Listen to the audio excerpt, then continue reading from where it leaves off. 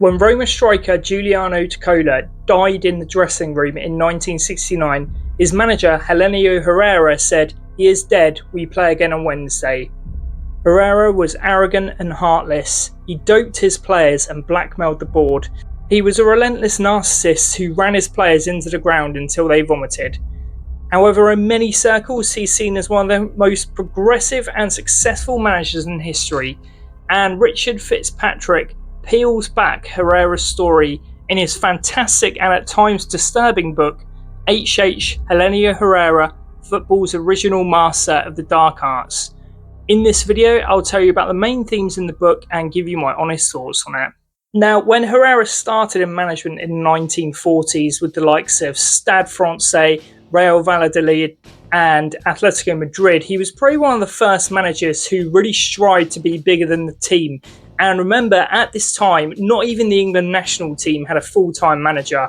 Herrera won La Liga in 1959 and 1960 with Barcelona, but it was a couple of years later with Inter Milan where he really crystallised his legacy. In his first spell with the club between 1960 and 1968, he won 2 Serie A titles and 2 European Cups.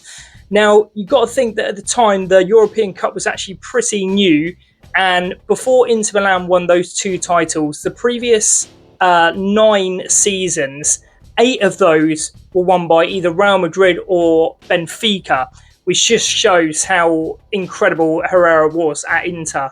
Now, Herrera would really buy his players' trust and knew what made them tick. One example of this is where his Barcelona team beat Real Betis, and he told the players in front of the board that the board had actually agreed to double their winning bonus because of the win.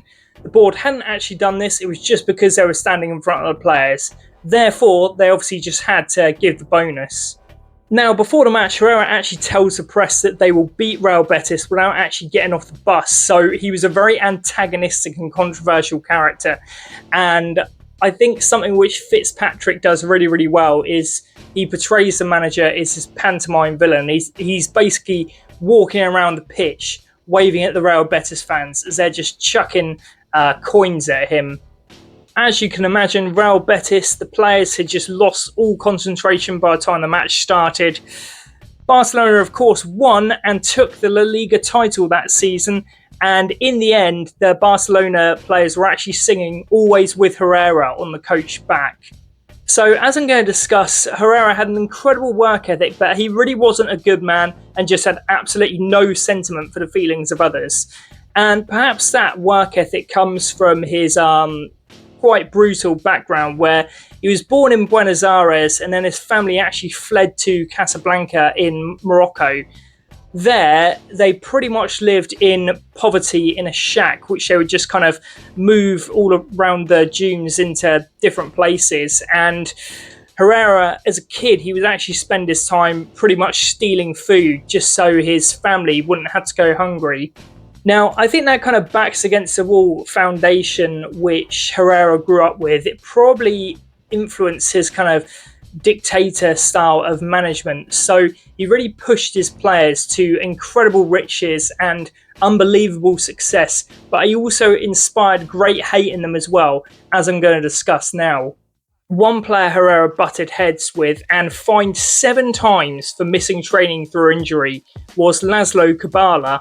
The Hungarian netted 131 times in 186 matches for Barcelona, and he was renowned for his masterful free kicks and his ability to tie defenders in knots. He was also irresistible to women and he would party with sex workers, and at the time Barcelona had quite a liberal attitude towards sex. The Spanish writer Gonzalo Suarez said, to be honest, most men in Barcelona would actually be happy if their wives slept with Kubala.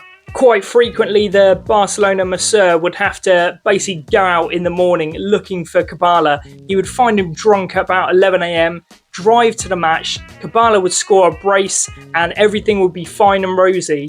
As such, the fans absolutely loved Kubala's antics, but Herrera could not legislate for anything that he did, and he described the striker as a cancer on the team.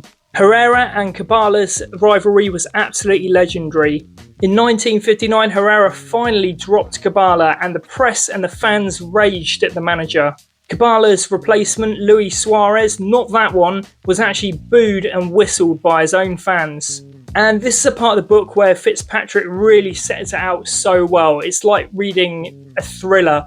The prose is so tense, and yeah, I just was absolutely gripped by this part of the book. Soon after, in 1959, the board actually rejected Kubala's transfer request, and it looked like Herrera had won the battle. Kubala only appeared 12 times for Barcelona in 1959-1960. However, Herrera was then sacked at the end of that season. Now, if you think La Liga was full of scandal, you need to learn about Serie A in the 1960s, where it was estimated that 1 in 5 players were on performance-enhancing drugs. And surprise, surprise, this culture ran through Herrera's Inter Milan team in the 1960s. His drug of choice was amphetamines, which are said to improve attention and concentration. One player who took these drugs, Ferruccio Mazzola, said that he suffered from shakes and hallucinations. Pierluigi Gambogi, who took the drugs, described them as like a bomb. As you can imagine, if you refused to take the drugs, Herrera would make sure your career was in ruins. And these extracts were so illuminating, it really speaks to the quality of Fitzpatrick's research. Herrera's love of control and his arrogance was such that he would actually coax the players into taking the drugs and also crush them up and put them in his players' drinks. Once the players were under the effect, Herrera would tell them how great they are. This would inflate the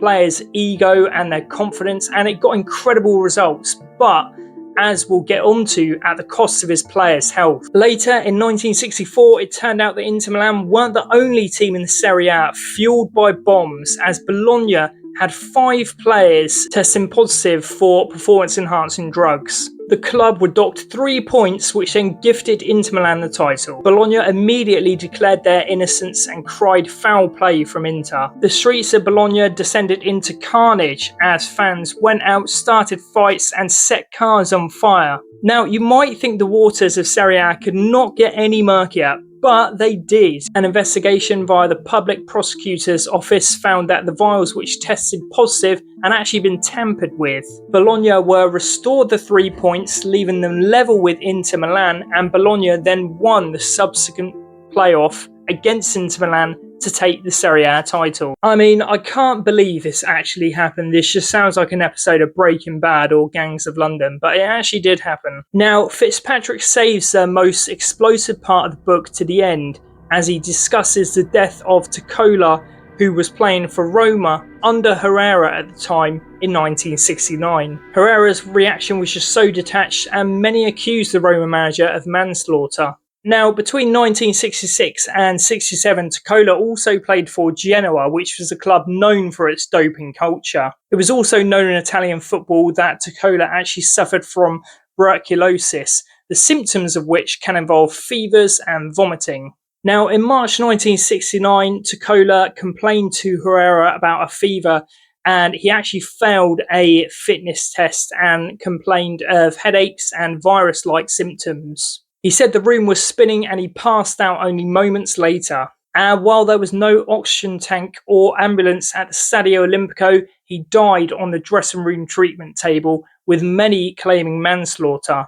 During a later investigation into safety protocol in Italian football, medical reports recommending longer rests for Taccola were nowhere to be found. Now, Fitzpatrick asks, was it a dirty needle or a penicillin injection which actually killed Taccola in the end? There's one quote in the book which says that it's easier to find a confessing mafioso than it is a confessing football professional. As Fitzpatrick recounts, Herrera's stoicism over Taccola's death really just reflected how he thought football was actually bigger than life or death.